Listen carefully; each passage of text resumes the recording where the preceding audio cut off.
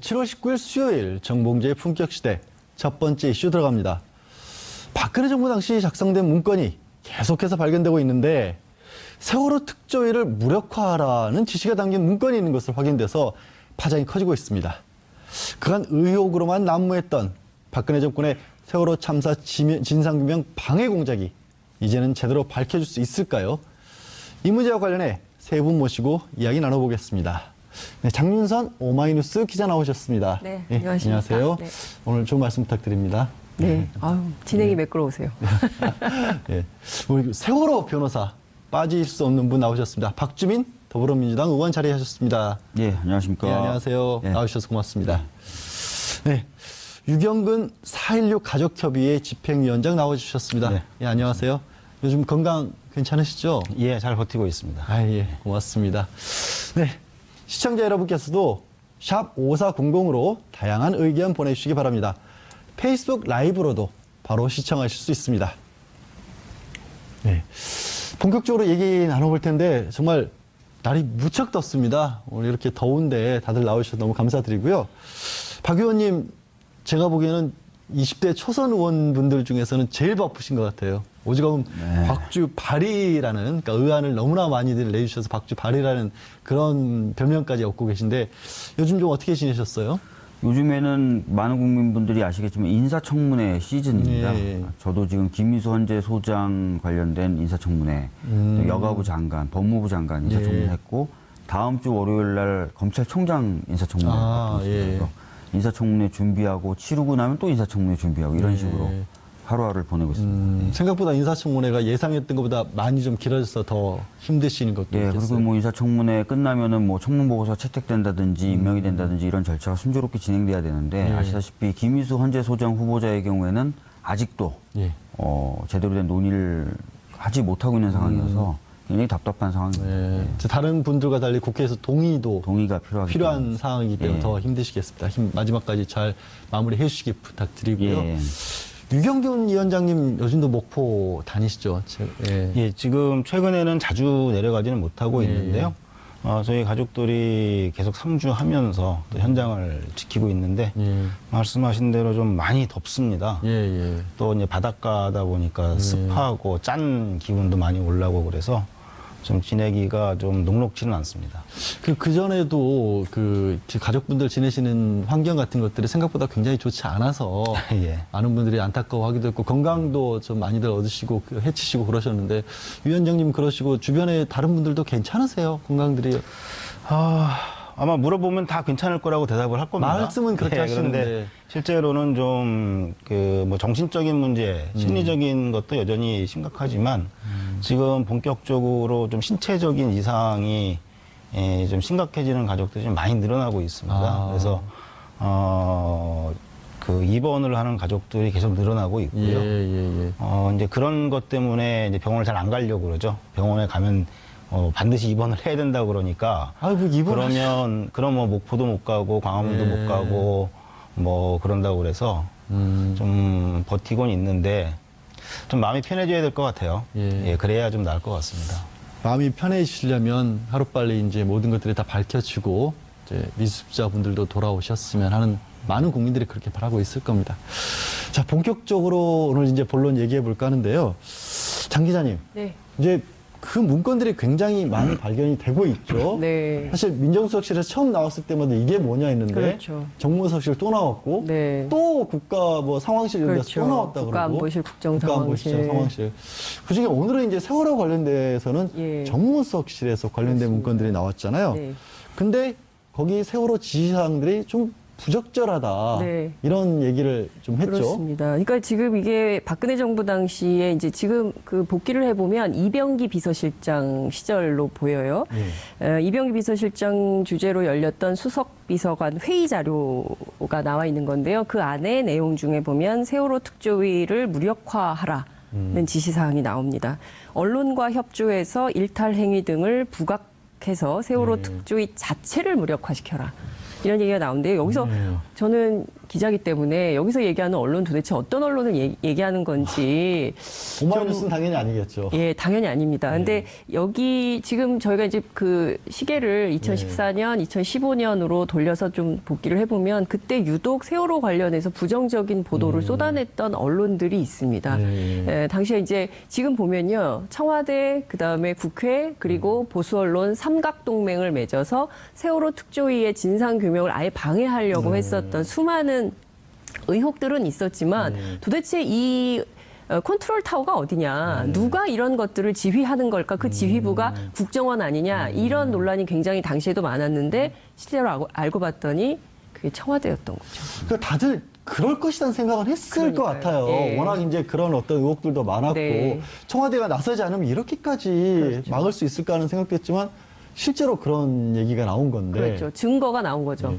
이게 이제 본격적인 본론을 조금 더 깊이 들어가기 전에 박주민 의원께 여쭤보고 싶은 게 네. 그런 얘기들 뭐 언론에서도 많이 나오고 주변의 사람들도 아니 청와대가 어떤 곳인데 그렇게까지 문건들이 막 돌아다니면서 나올 수가 있는 거냐 도대체. 다 이런 얘기 했어요. 이게 어떤 데서는 이제 일부 야권에서는 청와대에 대해서 오히려 의혹의 눈길을 보내는 사람들. 아니 들어가서 일을 뭐 했길래 이제서야 문건이 나오냐. 이거 거짓말하고 있는 거 아니냐. 이런 얘기들도 나오는데 실제로 그렇게 문건이 나올 상황이 됩니까? 실제로 어제 법사위에서도 김진태 의원이 자유한국당 간사시죠. 그런 의혹을 제기했죠. 처음에 문건이 다 없었다. 다 대통령 그 기록관으로 이전됐다. 이렇게 얘기하더니 갑자기 문건이 나온다는 것도 이상하고 네. 그 시기도 좀 이상하고 이래서 납득이 안 간다라는 취지로 발언을 했고 그래서 또 그런 취지로 또 많은 언론들이나 또 자유한국당 같은 야당 의원들이 발언을 하고 계신데 제가 이제 들어본 바로는 이렇더라고요. 그 컴퓨터 같은 데를 열어보면 이제 뭔가 파일들이 기존에 업무했던 파일들이 저장돼 있어야 되는데 그런 게 전혀 없었다. 그렇죠. 깡통이었다. 네, 그래서 이제 그리고 뭐 드러나는 공간에 비치돼 있었던 어떤 문건이 이런 것도 없었다. 그래서 초기에는 문건이 없다. 대부분 다 이관이 돼서 그렇다. 이런 입장을 냈었던 거죠. 뭐 A4로 10장 정도 뭐 회의실 예약한 예, 것만 남겨놨다. 그렇죠. 뭐 이런 식의 얘기만 나왔었잖아요. 실제로 이제 그런 정도의 자료밖에 없었던 거예요. 근데 이제 안 쓰던 공간을 보면은 여러 가지 어떤 캐비넷이나 낡은 가구들이 있지 않습니까? 예. 그것을 이제 치우다 보니까 그 안쪽에서 이제 서류들이 나왔다는 거예요. 제가 다른 매체하고 인터뷰했을 때도 잠깐 말씀드렸었는데 제가 이제 초기에 러시아 특사로 가기 위해서 2번 정도 청와대를 방문했었는데 그때 이제 방문해서 단순히 그냥 대통령님만 보고 나온 게 아니라 이제 친분 있는 뭐 수석이나 비서들 보려고 그 방에 한번 갔을 돌아봐야죠 때 또 청와대. 저도 이제 촌놈이다 보니까 그러니까 처음 이제 아니 구경을 누구나 다 갔는데요. 청와대 저라도 그럴 게 있으면 들어가 볼 거예요. 그래서 처음 들었던 느낌이 와, 왜 이렇게 어수선하냐. 아 청와대가 왜 복도에 그냥 뭐 그 여러 가지 비품이나 이런 게 그냥 막 쌓여져 있는 거예요. 과거 정권이 쓰던 게. 왜냐면 다 정리하고 이렇게 치울 시간이 없다는 겁니다. 바로 일을 해야 되니까. 그리고 이제 그 사무 공간을 나누는 파티션 같은 것도요. 그냥 대충 떼내가지고 다 복도에 쌓아놨었어요. 아 그래요. 그 정도로 막 어수선하고 정리가 안 돼 있더라고요. 그리고 이제 민정 같은 경우는 그 매체에서도 제가 말씀드렸지만 모든 공간을 쓸 정도로 인원이 확충돼 있는 상태가 아니었죠. 그러면서 이제 새로 인원이 들어오면서 저기 좀 네가 쓰면 되니까 저기 좀 치워서 써 이렇게 했겠죠. 그러면서 이제 열어보니까 복사된 서면들이나 이런 게 나왔던 거예요. 근데 제가 봤던 청와대 상황에 비춰봤을 때는 충분히 그런 해명이 가능성이 있다.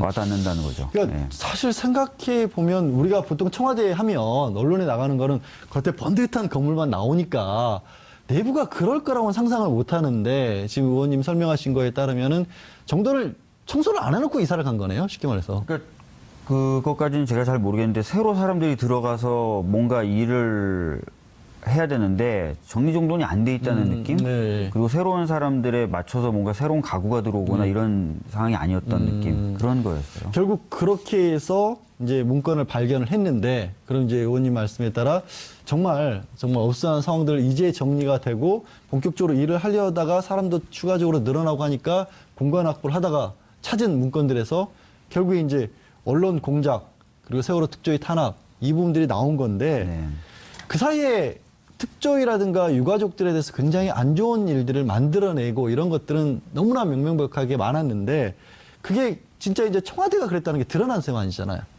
사실은 뭐 오늘 이제 유경곤 집행위원장님도 나오셨지만 저도 이미 가족분들이나 저 같은 경우 이미 이제 그럴 것이다라고 예상을 많이 했었었어요. 짐작은. 이 문건 말고도 사실은 공개된 문건들이 있습니다.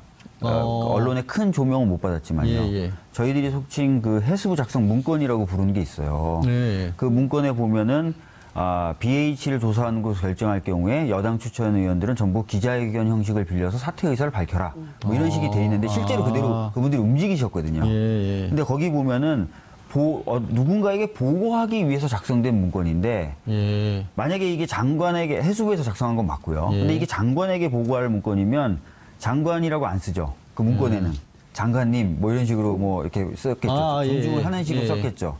근데 그냥 장관이에요.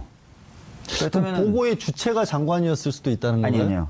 해수부에서 만든 건데 예. 장관보다 더 높은 사람이 볼 것을 전제로 작성된 문건이에요. 그러니까 해수부 직원들이 장관님한테 보고할 거면 해수부 장관님이라고 뭐 쓰는데 장관님이라고 쓰든지 뭐 어떻게 뭐 좀 어떻게 다르게 좀 쓰겠죠. 높여서 쓰는데. 예, 근데 그냥 장관 이런 식으로 돼 있어요. 해수부에서 만들었는데 해수부 장관도 그냥 그 중에 하나. 예. 그럼 장기 말처럼 써져 있어요. 당연히 위네. 당연히 그 위에다 보고할 걸 전제로 작성된 예. 문건이 이미 있었다는 거죠. 예. 그러니까 저나 가족분들 입장에서는 이게 더 높은 차원에서 아까 장 기자님은 삼각이라 그랬잖아요. 네. 청와대, 언론, 정치권. 근데 저희들은 사각이라고 봤죠.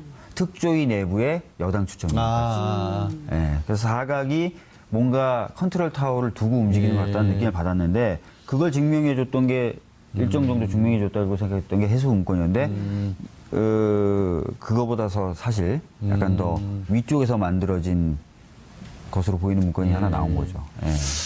결국에는 이런 어떤 정부나 청와대, 뭐 삼각이 됐던 사각이 됐던 이렇게 만들어서 공격을 했던 공격을 고스란히 다 받으신 분이 이제 위원장님이라든가 다른 유가족 분들이시잖아요.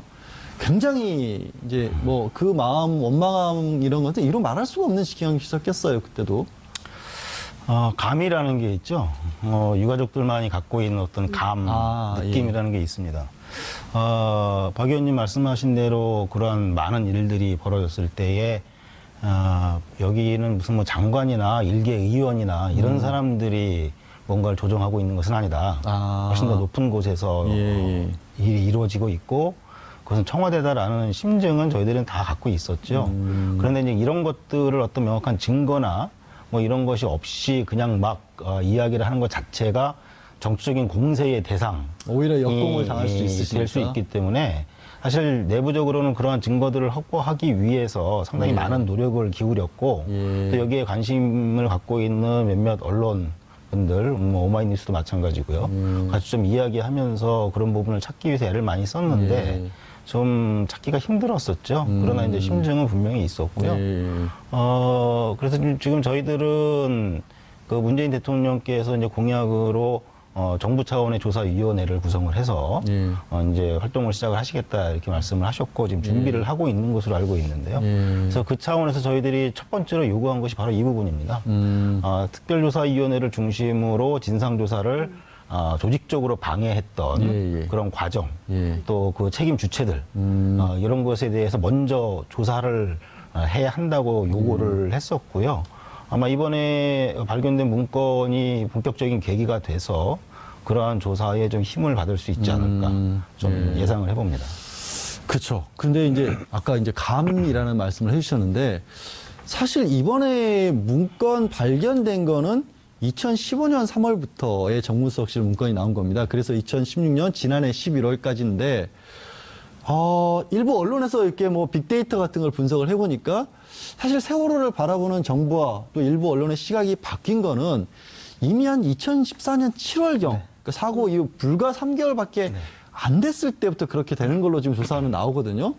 위원장께서도 그 누구보다 잘 아시는데 이미 그때쯤에도 그런 그러니까 아까 말씀하신 감이라고 하는 게 그렇게 2014년 7월경부터 그런 게 있으셨던 건지 아니면 조금 더 지나서 있으셨던 건지 어떻게 보이세요? 2014년 7월은 저희들이 이제 특별법, 진상규명 특별법을 만들자고 요구하면서 그 국회와 광화문에서 단식 농성을 시작하던 때였습니다. 그 시기가 그 국정조사를 이제 하던 시기였죠. 그러다 이제 국정조사가 결국엔 이 증인 채택 문제로 인해서 그 당시 여당이었던 새누리당이 이제 파행으로 끌고 갔고 결국 국정조사는 뭐 보고서 하나 제대로 만들지 못하고 그냥 중간에 끝나버리는 상황이었습니다. 그때 이제 저희들이 국정조사로도 안 되면 특별법을 만들어야겠다고 해서 우리 이제 박주민 의원님과 몇몇 변호사님들과 의논을 해서 이제 그런 요구를 했던 시기였죠.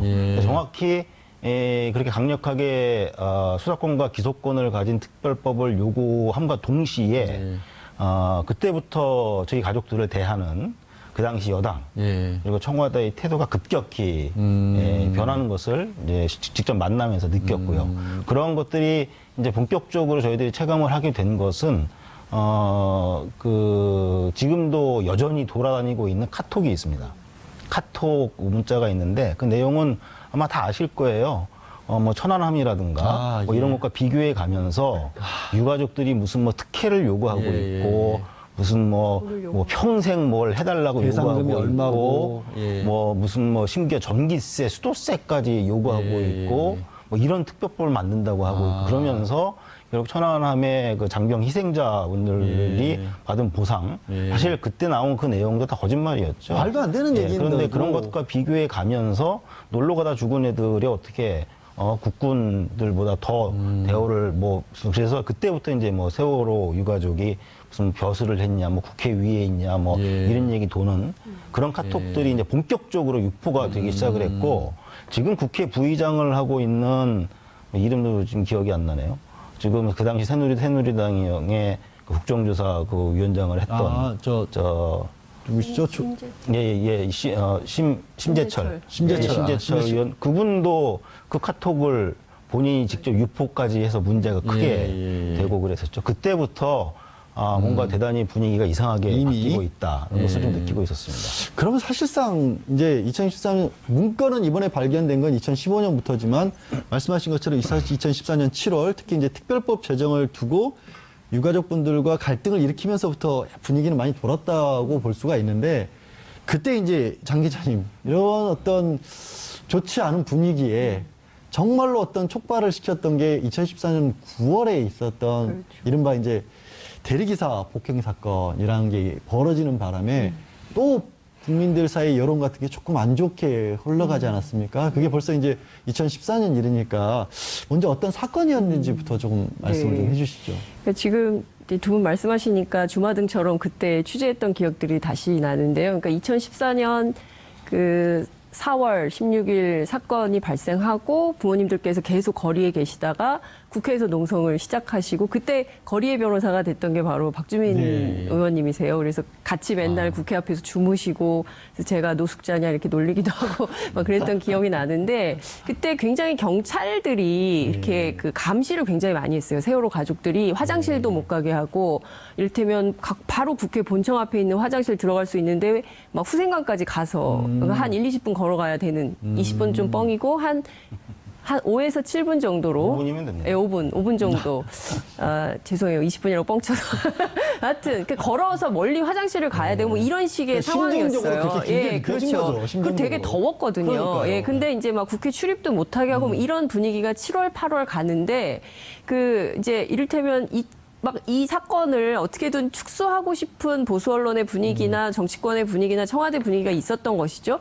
그 가운데 9월 17일로 기억을 하는데 김현 의원과 이제 세월호 가족들이 KBS 별관 근처에서 술을 마시다가 이제 이른바 대리기사 폭행 사건이라는 게 발생을 하는데 그때도 의혹이 있었어요. 그러니까 이 사건을 뭐 일부는 도와주려고 했던 청년들이었다. 뭐 4명 정도 있었다고 하는데 이 청년들이 누구냐? 뭐 혹시 국정원 직원이 아니냐? 뭐 이제 그때도 이제 그런 논란이 있었어요. 근데 어찌됐든 이 사건 자체가 전부 뭐 조작이다 이렇게 할 수는 없지만 어쨌든 이 사건을 국정 운영에 활용하려고 했던 단서가 이번에 포착된 것은 사실인 것 같고요. 이 문건에 드러난 것처럼 보면 이제 적극적으로 이 사건을 활용하라는 얘기가 있지 않습니까? 그러니까 그런 걸 보면 어쨌든 벌어진 사건 자체를 철저히 이 수사를 지휘하고 다그쳐서라도 이 내용을 크게 만들라라는 정권의 의도가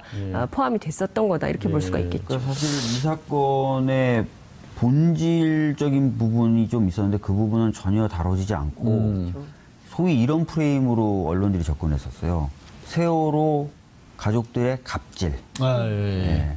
그러니까 단순한 어떤 시비 폭행이 아니라 이건 갑질로 됐고. 그러니까 대리기사를 불러놓고 대리기사 어떤 문제가 생겼는데 저도 이제 그때 일이 확 떠오르는 게 세월호 가족들이 대리기사에게 오랜 시간을 기다리게 했는데 기다린 걸 항의한 데 대해서 우리가 누군지 아느냐 뭐 이런 식으로 갑질을 했다는 쪽으로 몰고 갔다는 거죠. 갑질을 한 걸로 몰아붙였는데 그게 이제 아까 말씀드렸던 보상이나 이런 프레임들이 미리 깔려져 있었어요. 네. 막대한 보상을 받고 막대한 특혜를 받고 그러니 이런 갑질을 하지 이런 식으로 연결이 되면서 갑질 프레임이 굉장히 효과를 발휘했는데 실질적으로 이 사건에서 드러나지 않았던 부분은 저희들이 그렇게 많이 얘기했지만 드러나지 않았던 부분은 뭐냐면 시비가 붙었던 핵심적인 이유가 너 국정원이지였어요. 가족분들은. 예. 왜냐하면 그 당시 아까 장 기자님이 말씀하셨던 것처럼 경찰에 의한 미행, 또 정보기관에 의한 여러 가지 미행이나 탐문 이런 것들이 가족 주변에 워낙 많았었거든요. 그래서 가족분들이 약간 노이로제였어요. 경찰에 의해서 몰래 미행당한다거나 정보기관에 의해서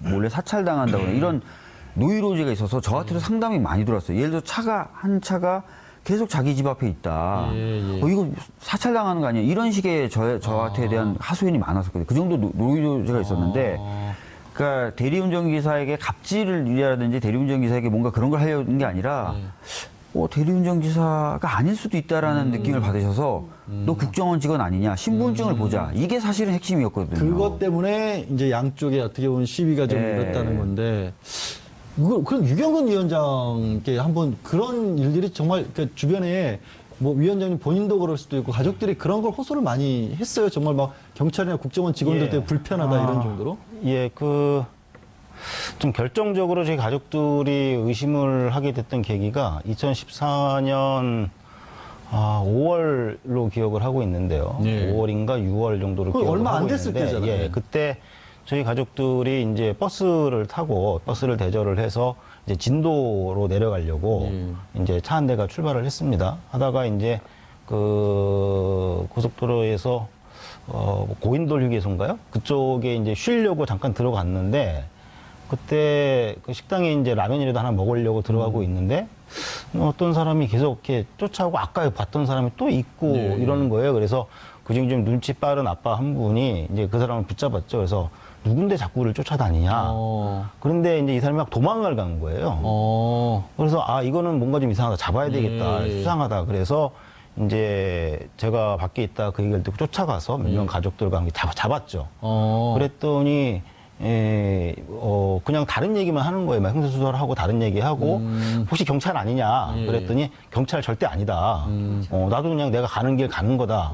이러다가 시비가 붙었어요. 그래서 시비가 붙고 막 그러다가 또 한 사람은 이제 2명이었는데 한 사람은 도망가고 한 사람은 붙잡히고 이런 상황에서 얘기하다가 결국에는 이 붙잡힌 사람이 본인이 경찰이라는 걸 실토를 했습니다.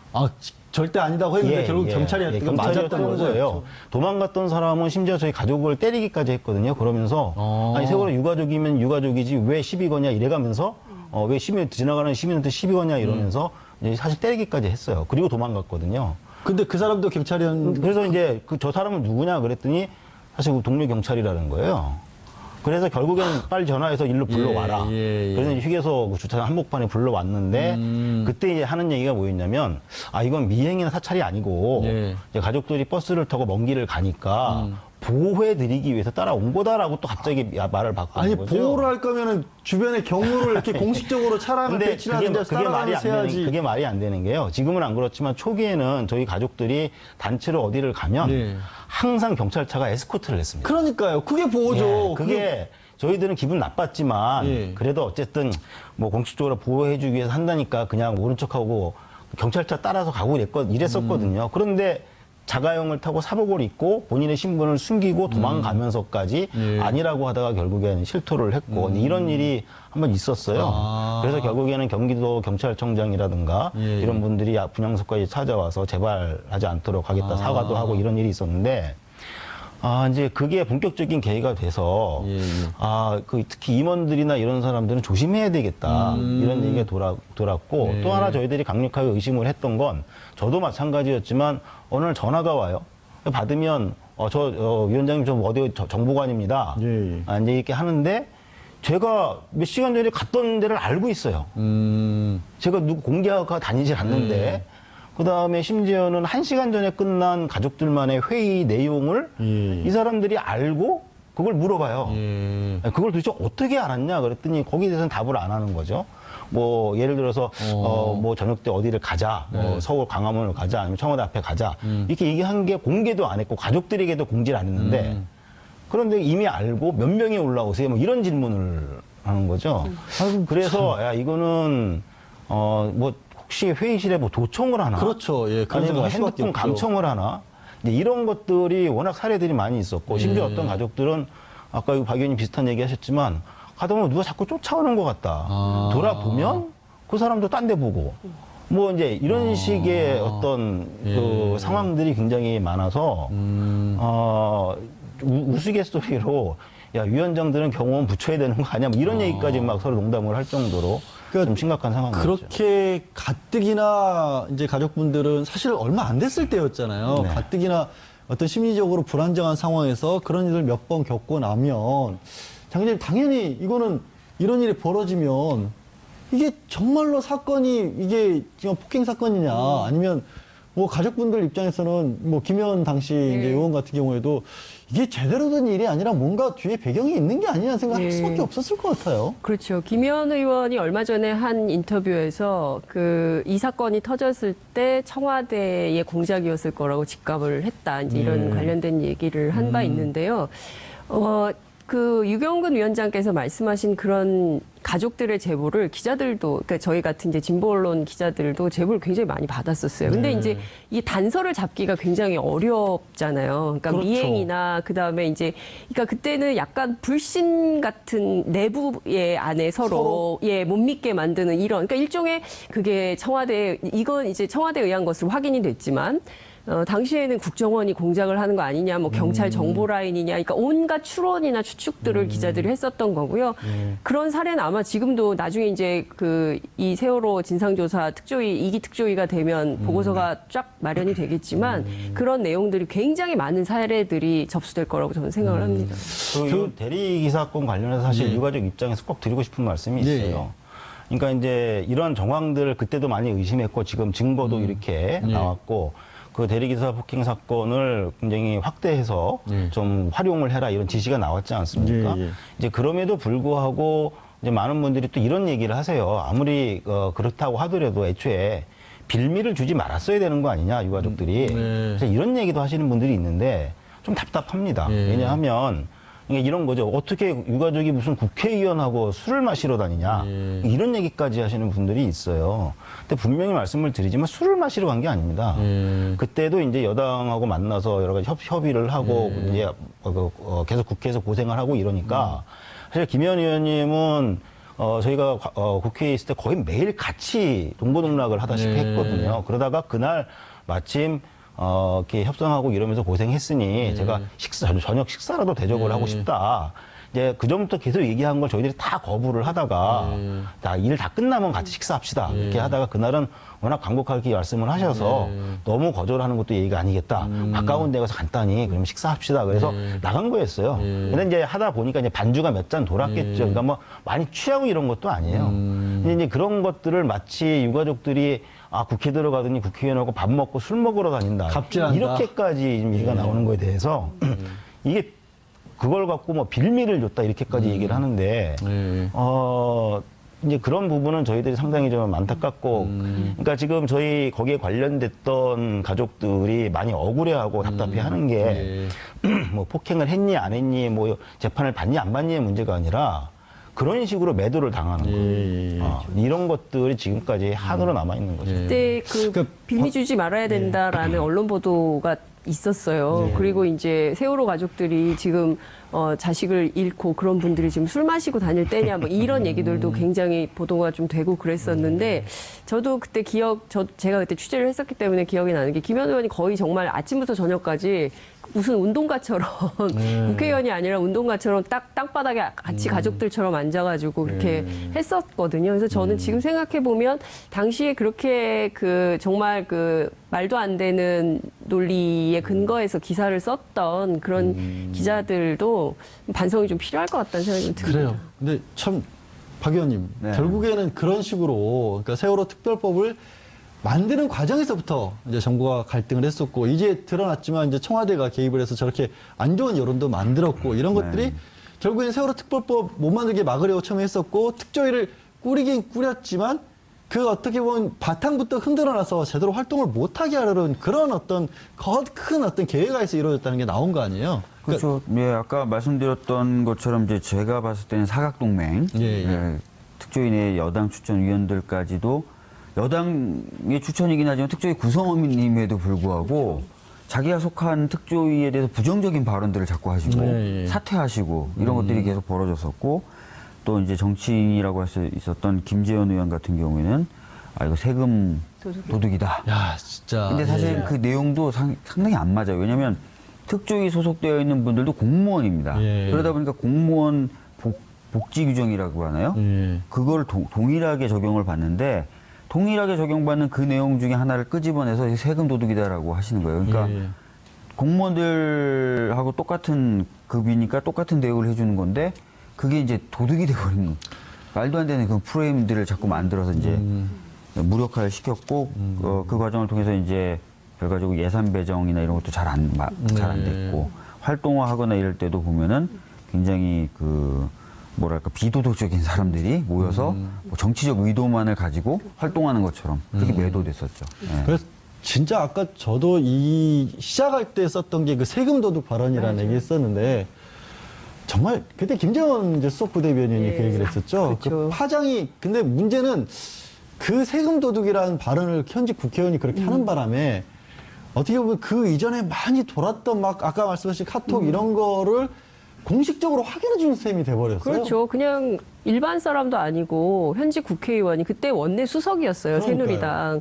새누리당 원내 수석이 그 세월호 특조위에서 일단 말씀하신 대로 의원님 말씀하신 대로 그 예산안 편성 과정에서 이거 세월호 특조위하면 예산도 있어야 되고 또 사무실도 얻어야 되고 여러 비용이 발생을 하잖아요. 그럼 정부가 의지를 가지고 하려면 당연히 예산을 빨리 집행을 할 수 있도록 해야 되는데 그거를 가지고 세금 도둑이다라는 프레임을 만든 거거든요. 그러면서 그야말로 또 인격살인을 한 거죠. 여당 차원에서. 이것이 이제 청와대하고 이제 손을 잡고 한 행동이었다는 게 이번에 이제 입증이 된 것인데 그 자체로 보면 저는 여기다 하나 더 그 의원님 사각동맹 하셨는데 오각동맹으로 늘리고 싶습니다. 동맹이 좋은 것도 아닌데 동맹이 자꾸 늘어나요. 아니 어버이연합 같은 외곽 그런 조직. 외곽 조직들이 동원이 된 거예요. 그러면서 특조위가 청문회 할 때마다 그 명동성당 YMCA 앞에 와가지고 막 크게 이 확성기를 틀어놓고 해서 그 안에 있는 사람들조차도 회의 내용이 잘 들리지 않을 정도로 이렇게 방해를 했다고요. 그러니까 활용할 수 있는 모든 수단을 동원해서 박근혜 대통령이 그랬다는 거 아니에요. 세월호의 세자도 싫다. 네. 누구도 그랬습니까? 최순실 씨도 그랬거든요.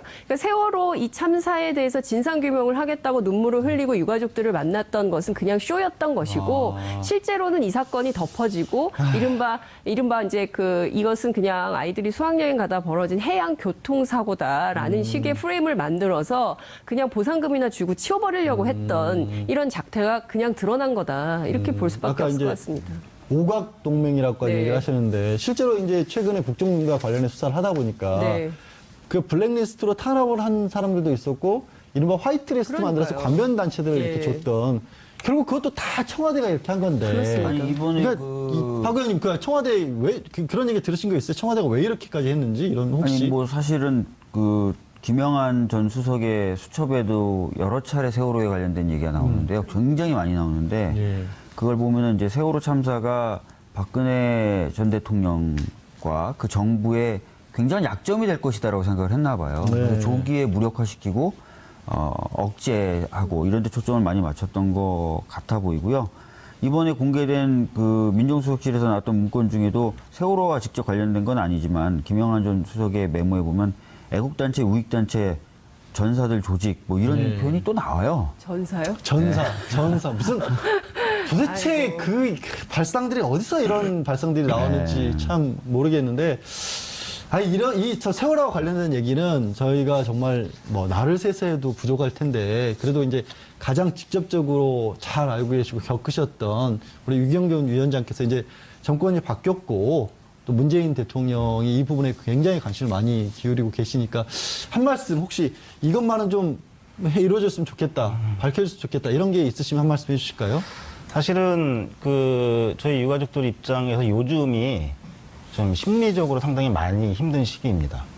그러니까 이제 새로운 정부가 촛불에 의해서 들어서고 또 여러 가지 적폐청산, 특히 세월호 참사 진상 규명과 관련해서 적극적인 의지와 계획을 갖고 계시고 그래서 그런 부분에 대해서는 저희들은 전폭적으로 신뢰를 하고 있는데 저희들이 갖고 있는 가장 큰 문제는 대통령이나 장관 이런 분들의 의지나 계획에 문제가 있는 것이 아니라 여전히 세월호 참사와 관련된 사람들 그 책임을 져야 하고 거기에 복무했던 사람들 이런 사람들이 여전히 지금 현 정부 내에 곳곳에 있다는 것 이들이 결국에는 대통령의 의지가 아무리 강해도 세월호 참사 진상 규명의 마지막 방해 세력으로 본인들이 살기 위해서 작동을 할 것이다.